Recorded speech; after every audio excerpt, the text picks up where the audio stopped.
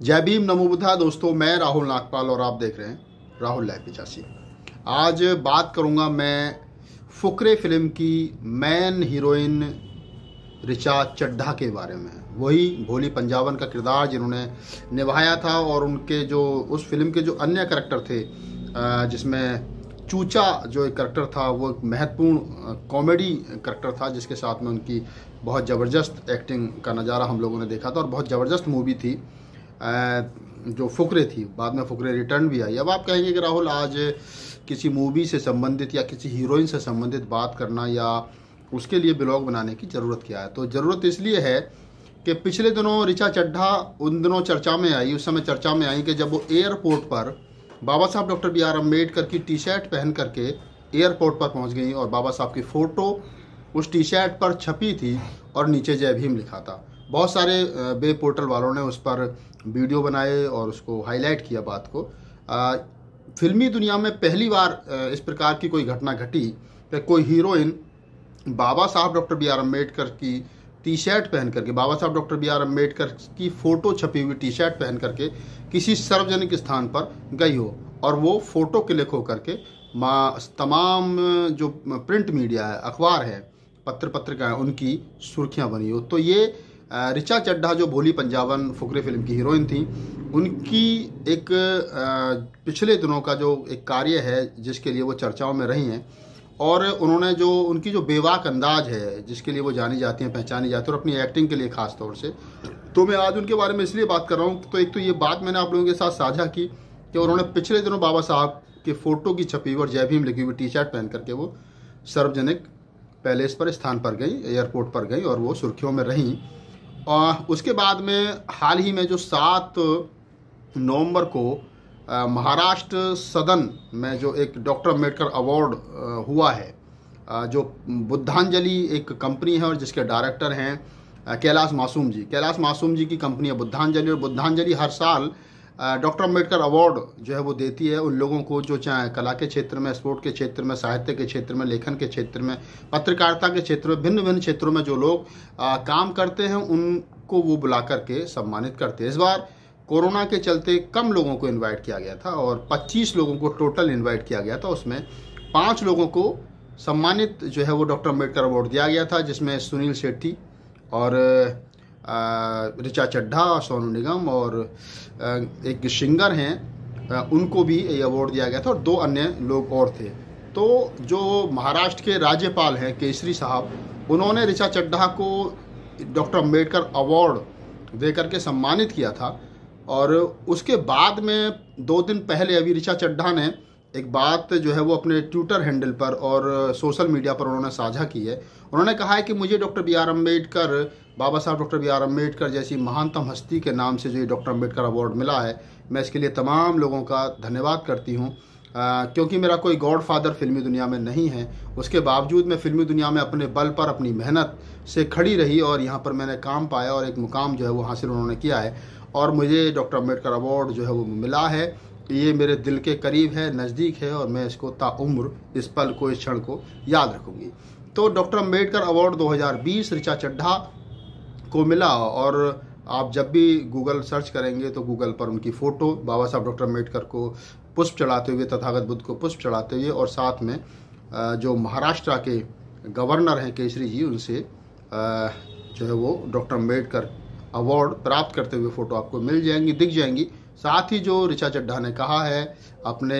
Social media पर, वो भी बात आपको मिल जाएंगी कि उन्होंने किस प्रकार से बाबा साहब डॉक्टर बी आर अम्बेडकर के इस अवार्ड को या देने वालों को धन्यवाद कहा है। ऋचा चड्ढा का जन्म 18 दिसंबर 1986 को अमृतसर, पंजाब के अमृतसर में हुआ था। मॉडलिंग से जुड़ी रही हैं, थिएटर से जुड़ी रही हैं, एक्टिंग में कैरियर बनाने के लिए उन्होंने लंबे समय संघर्ष किया है और कई फिल्मों में आपने उनकी एक्टिंग को सराहा है, देखा है। और फुकरे रिटर्न में ख़ास तौर से उनकी एक पहचान जो है वो भोली पंजाबन के रूप में रही। भोली पंजाबन का जो किरदार था वो सोनू पंजाबन, जो एक दिल्ली और दिल्ली के आसपास या महानगरों में जो एक करैक्टर था, एक महिला थी जिसके बारे में तमाम लोग जानते हैं, चाहे वो राजनीति से जुड़े हैं, चाहे वो उद्योग से जुड़े हैं, चाहे वो अन्य किसी क्षेत्र से जुड़े हैं। सोनू पंजाब अपने समय पर देह व्यापार में एक बड़ा नाम सोनू पंजाबन का हुआ करता था। उसी सोनू पंजाबन के से प्रभावित जो है वो भोली पंजाबन का करैक्टर था, किरदार था, और उसको बखूबी पूरी ईमानदारी के साथ में ऋचा चड्ढा ने निभाया था और भोली पंजाबन उसको नाम दिया गया था किरदार को। तो आपको ये खबर मुझे इसलिए बतानी थी कि फिल्मी दुनिया में आजकल बाबा साहब डॉक्टर अम्बेडकर को जिस प्रकार से दिखाया जा रहा है या जिस प्रकार से अपनाया जा रहा है, ये बड़ी बात है। चाहे तो ऋचा चड्ढा का मामला हो, जिस प्रकार उन्होंने बाबा साहब की फ़ोटो वाली टी शर्ट, जय भीम लिखी हुई टी शर्ट पहन करके वो सार्वजनिक स्थान पर गई, और चाहे अमिताभ बच्चन का कौन बनेगा करोड़पति में ये सवाल पूछ लेना कि बाबा साहब डॉक्टर अम्बेडकर और उनके अनुयायियों ने 25 दिसंबर 1927 को कौन सा धर्म ग्रंथ चलाया था जिसमें मनुस्मृति का नाम जो है वो लिया गया था। अनूप सोनी और हमारे जो दूसरे साथी थे उनसे सवाल पूछा गया था, 6,40,000 रुपये का सवाल था। तो ये एक बड़ी बात है कि आज़ाद भारत में बाबा साहब डॉक्टर अम्बेडकर को जिस प्रकार से अपनाया जा रहा है और फिल्मी दुनिया के लोग जो अपना रहे हैं, ये बड़ी बात है। सोनू निगम को भी डॉक्टर अम्बेडकर अवार्ड दिया गया, सुनील शेट्टी को भी डॉक्टर अम्बेडकर अवार्ड दिया गया। इससे पहले बहुत सारी हस्तियों को डॉक्टर अम्बेडकर अवार्ड दिया जा चुका है। इसमें अगर मैं बात करूँ स्पोर्ट के क्षेत्र में तो चेतन चौहान को मिला है, और मैं कहूँ तो सानिया नेहवाल को मिला है, और मैरी कॉम को डॉक्टर अम्बेडकर अवार्ड मिला है। फिल्मी दुनिया में उदित नारायण को मिला है। मेरी कैलाश मासूम जी से बात हुई इस बारे में, तो कैलाश मासूम जी ने बताया कि हमने 300 फिल्मी एक्टर्स के घर में जो है बाबा साहब डॉक्टर अम्बेडकर के इस अवार्ड को पहुंचाया। 300 फिल्मी एक्टर्स को, फिल्मी दुनिया के एक्टर्स को जो है वो अब तक डॉक्टर अम्बेडकर अवार्ड से सम्मानित जो है वो किया है, और 250 फिल्मी दुनिया के बाहर के लोग हैं जिनको ये अवार्ड दिया गया है, चाहे वो लेखन के क्षेत्र के और स्पोर्ट या अन्य किसी दूसरे क्षेत्रों से आते हैं। विनोद कामली जो हमारे खुद अपने समाज के क्रिकेटर हैं, उनको भी ये अवार्ड दिया गया है। तमाम लोग, सलमा आगा और बहुत सारे लोग, जब आप गूगल करेंगे तो पता चलेगा कि 2011 में डॉक्टर अम्बेडकर अवार्ड जो है वो शुरू हुआ था और 2020 अभी चल रहा है, यानी 10 साल से लगातार डॉक्टर अम्बेडकर अवार्ड जो वो दिया जा रहा है कैलाश मासूम की बुद्धांजलि कंपनी की तरफ से। कैलाश मासूम जी उत्तर प्रदेश के ग्रेटर नोएडा से संबंध रखते हैं। वो 1990 में दिल्ली गए थे पत्रकारिता करने के लिए, और